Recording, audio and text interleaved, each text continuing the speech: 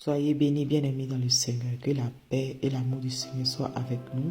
Bon début de semaine et bonsoir à tous. J'espère que votre semaine a bien débuté par la grâce de Dieu. Amen. Alors, notre méditation du jour ou de ce soir, on va le tirer dans le livre de Psaume 37, versets 3 à 4. Amen. Notre thème de ce mois nous fait comprendre que dans le cœur de l'homme, il y a beaucoup de projets, il y a beaucoup de pensées, il y a beaucoup de soucis, il y a beaucoup de visions, mais c'est celle de Dieu qui s'accomplit.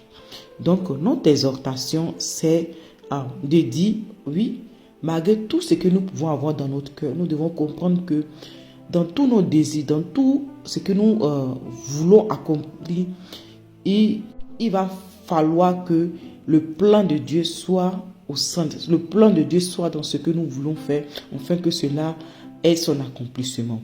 Donc, c'est de placer notre confiance dans le Seigneur, afin qu'il nous guide sur le droit chemin.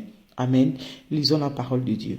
Alors, la Bible déclare, « Fais de l'Éternel tes délices, et il te donnera ce que ton cœur désire. Recommande ton sort à l'Éternel, mets en lui ta confiance et il agira. » Amen, amen, amen.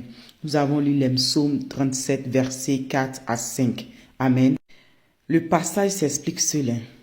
Il est tellement profond, il est tellement précis et concis. Il dit, fais de l'Éternel ta confiance. Confie en lui. Il va te donner ce que ton cœur désire. Recommande-le dans tout ce que tu fais. C'est-à-dire, reconnais-le dans tout ce que tu fais. Il va agir dans ta vie. Il va agir dans ton projet en mettant ta confiance en lui. Amen. Notre thème, nous avons dit que nous le tirons de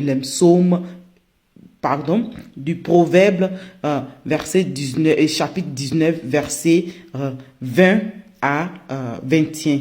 Amen. Donc, c'était ça l'exhortation de ce soir.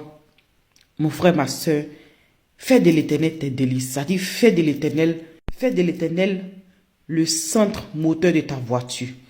Et que à travers son Esprit Saint qui te guide sur le droit chemin dans tes entreprises, dans tout ce que tu vas entreprendre. Que ce soit ta famille, que ce soit ton couple, que ce soit ton travail, que ce soit ton environnement, que ce soit tes projets. Il faut qu'il y ait l'intérêt de Dieu dedans. J'avais donné la fois dernière l'exemple de Anne.